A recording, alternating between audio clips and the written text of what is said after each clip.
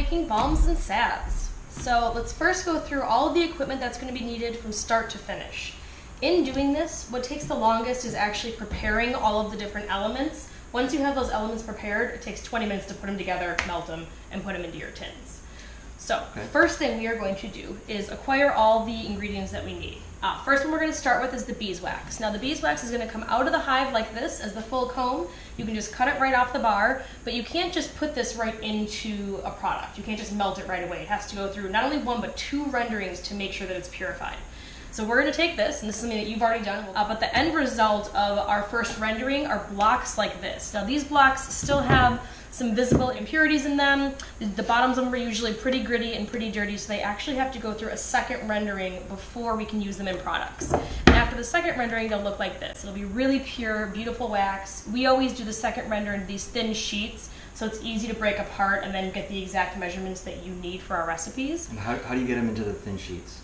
So we are going to be doing that right now. We're boiling some in a double boiler right behind us right here, and then once that's done, we'll be pouring it out very thinly onto this sheet tray back here. And what we'll do is we'll oil up that sheet tray really thoroughly. We'll just pour the wax on in a thin sheet. It cools down very quickly. Once it's in this form, it's good pretty much forever. You're not going to really have to do anything to it, so it'll always be ready for you to go.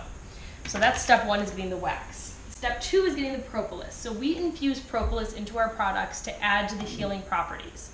In your hive, you're going to see propolis right along the edge here on all of the bars. So it's very easy to harvest out of the top bar hive. What we would just do is take this, scrape along that edge to remove it, and then we collect it.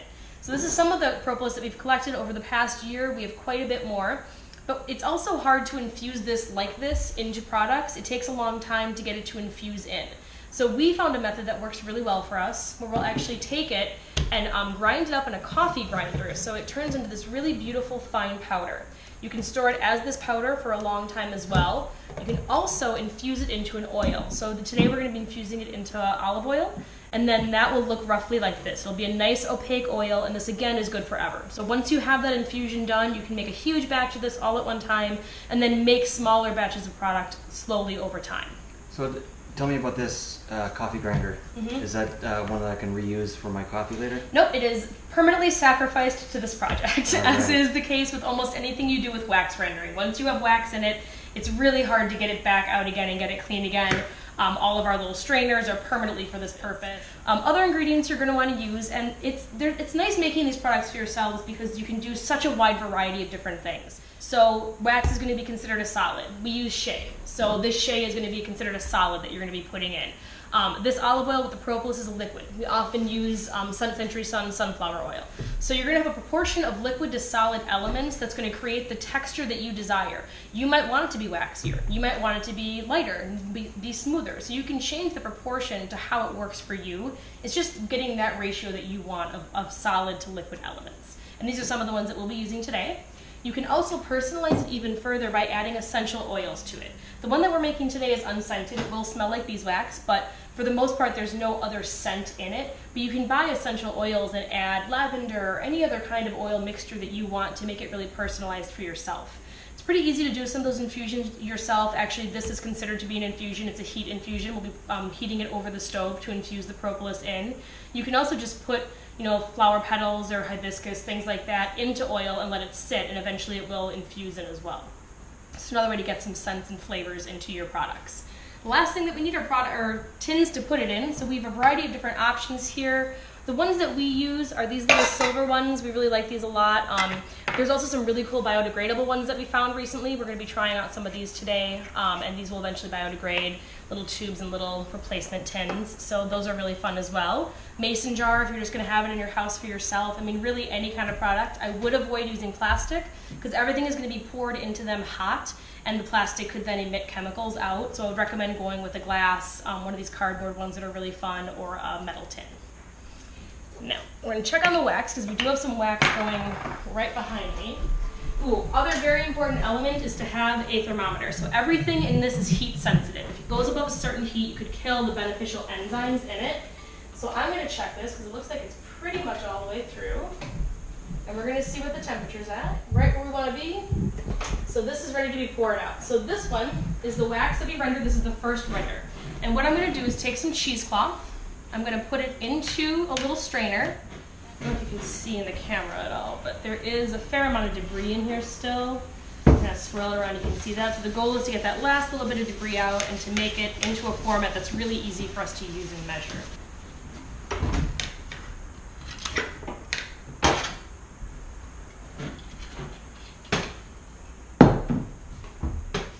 Okay, so this is good and oiled. Perfect.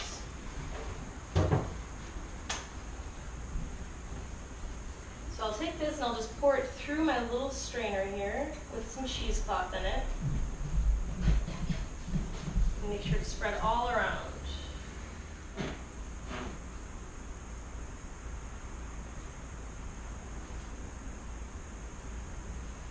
And as you can see, these last little bits coming out are all that last debris, and there's some in here as well, so we're going to take a second and wipe this out real quick.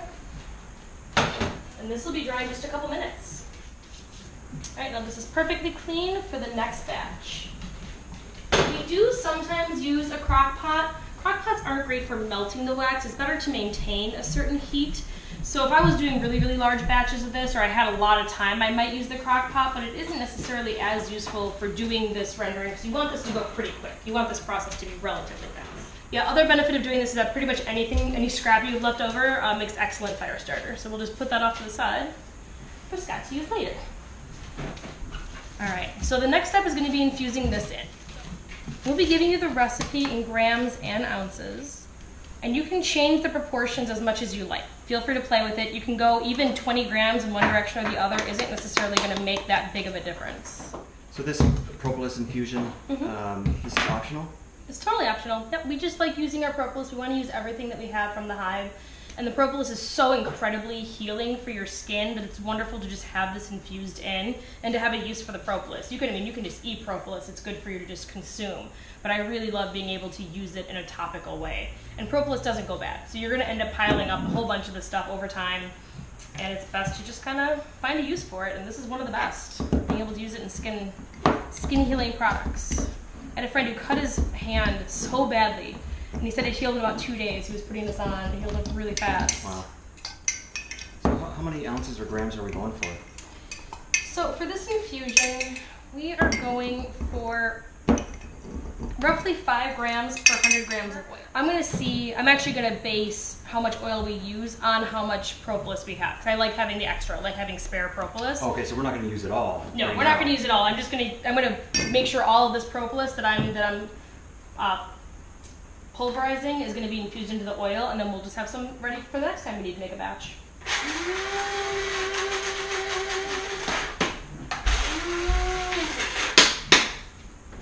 And our wax over here is already dry. Heals up really nicely if you have it good and oil on the bottom.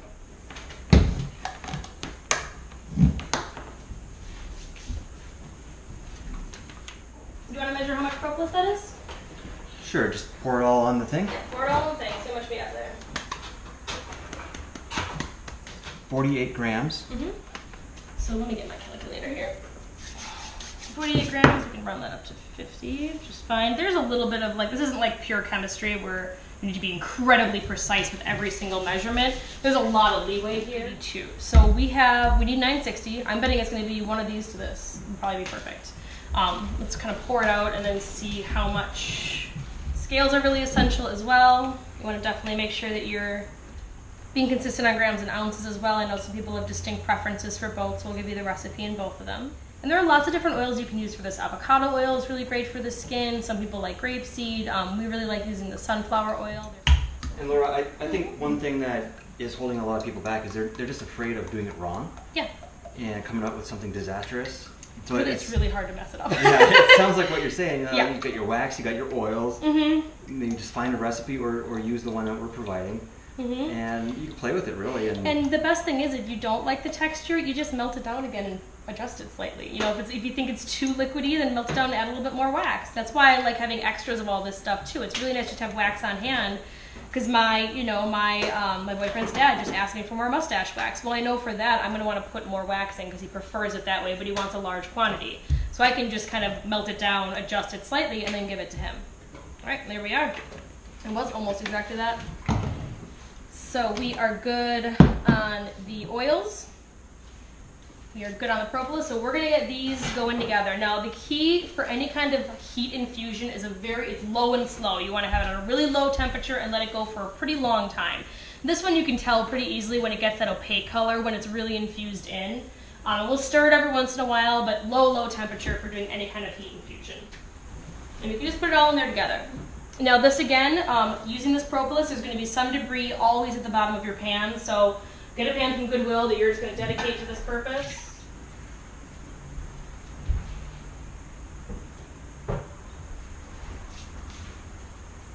Just pouring the propolis in? Propolis into the olive oil. Mm-hmm. And we'll give that a nice stir, and then we'll keep it on low for a good long time. All right, so the next step that we can start getting ready is start portioning out some of the other ingredients that we're going to use once the olive oil infusion is ready. Okay, so the recipe that we are going to be using today is, as I said, we always just say liquid oils and then solid items. So for this one, it's going to be 300 grams of liquid oils. That's going to be a combination of the propolis infusion and the sunflower oil. Then it's going to be 175 grams of solids. We're going to break that up into 100 grams of shea butter, which is the little guys I got right over here, and we use, always get 100% pure, unrefined, unscented, just pure shea butter. We got this at Sally Beauty. You can find some really great ones online as well. And then we're going to do 75 grams of beeswax. So that proportion, that 300 liquid, 75 beeswax, and 100 grams of shea are going to give you your basic texture. And you can adjust that however you want. If you want it to be waxier and use less shea, you can do that. If you want to use, be a lot smoother, you can make it maybe 350 grams.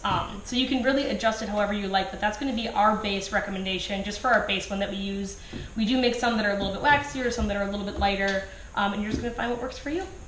So let's start measuring out. Let's start with the wax. So we want 75 grams. Put down. Works. Okay, so there we go. The shea, we're going to be putting in 100 grams. Now shea unrefined can vary in color quite a bit. It can be a little bit whiter, it can be a little bit more yellow. The color can vary over time. It's very normal with a product like this for there to be some variation. Same thing with wax. Wax is going to change in color. Look how dark this one is compared to those other ones. The color does vary, and some people get wax that's just pure white, and it really depends what the bees had used that wax for previously. That's the main indicator of what the color of the wax is going to be. Propolis stains wax. If it was really old wax and had layers and layers and layers of propolis on it, it's going to come out a lot darker than wax that had just had honey on it, that had been pure white and only used for honey. So those kinds of variations are normal. Don't consider what we have in front of us to be necessarily the standard color for anything. So you are going to be putting in 100 grams of shea. That's going to look roughly like this. So I'm going to use our magical giant Pyrex. I'm going to put all the liquid oils in here together. I'm going to start with our propolis infusion.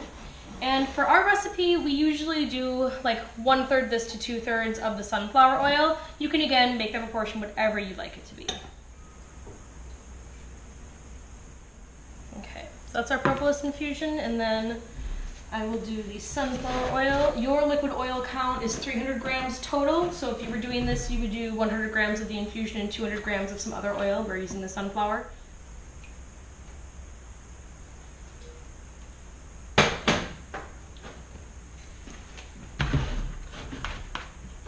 Alright, so liquid oils are ready, wax is ready, shea is ready. So we're going to get a batch going. So I'm going to go start with putting the wax and shea in first to get those heated a little bit earlier.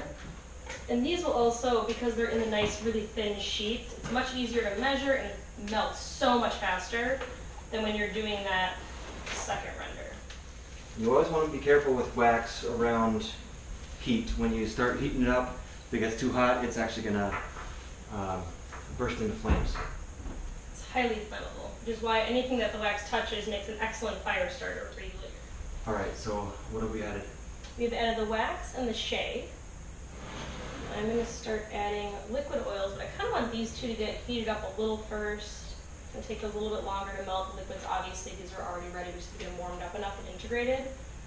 And then in the meantime, what we're going to start getting ready are our tins. So it's hard to manage a really full container of hot liquid. So we like to pour from our double boiler into a small little Pyrex pourer to do our pouring out into our actual containers. And we measure exactly to the ounce.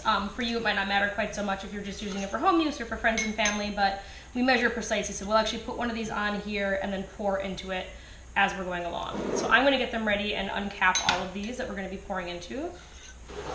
Now, if you did want to add essential oils, there's a couple different times you can do that. The main one that we like doing is actually after it comes off the burner, we'll kind of stir some in and then pour it out. You can also, if you want, just put a little bit at the bottom of the tin while you're getting them ready right now. And then once you pour the liquid, give it a good stir. Okay, perfect. So we're gonna add in all the liquid oils. And then we just need to give this enough time to incorporate and warm up a little bit. So once you pour the liquid oils in, it's gonna cool it off a little bit and kind of make everything harden up, but it'll melt really fast. As soon as everything's liquid again, we're ready to pour it out.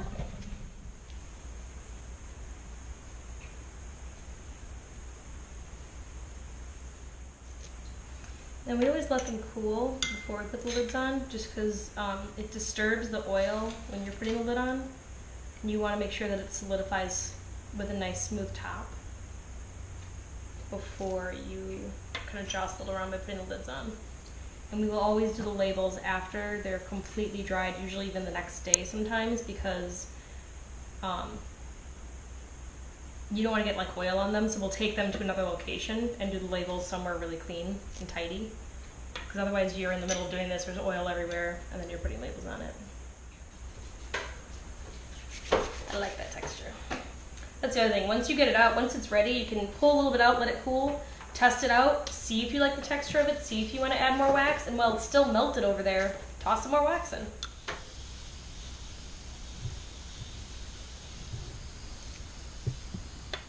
So how long would you wait before putting on the caps? Feel the bottoms. So let's see how they look. I mean, they solidify pretty quick. I would say these ones are probably ready to have the cap put on. Just don't jostle them too much. Like, try to keep them level and just put them on. Like, always keep them level until the next day. Then you can probably flip them over and move them around really aggressively. Okay. But you want that top to settle really nicely. So like an hour. Oh yeah, yeah. Put the lids on, but still keep them flat. Usually within like a couple of hours. I mean, they cool as soon as they cool down. You see how fast that wax cools down. As soon as it cools to room temperature, it's done. Mm-hmm. But it just takes a little bit for the center especially to get there. And you want the cap to look nice. Mm-hmm. What about storing this stuff for later? This is the propolis, right? Yeah, so I'd say that the general note on storing all of it, including the finished product, is that everything is temperature sensitive. So don't keep it in a hot car, don't throw it in your attic in the summer, try to keep it in a spot that's going to be temperature neutral. These especially, if these end up warming up and cooling down and warming up and cooling down a lot, it could really affect the texture of them. So you want to keep them relatively stable in temperature. And that kind of goes for everything. The beeswax is fine at room temperature, the olive oil infusion is good at room temperature. I wouldn't say it's good forever, but it's certainly going to be good for probably years. But also, you don't want to let it sit for eternity. Like I'll do a batch of it, we'll probably go through that within the next year, and I'd say that's fine.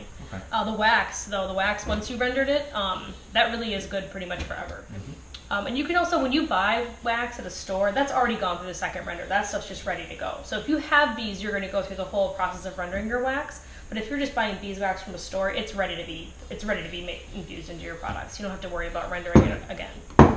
Yeah, because store-bought's always going to be rendered.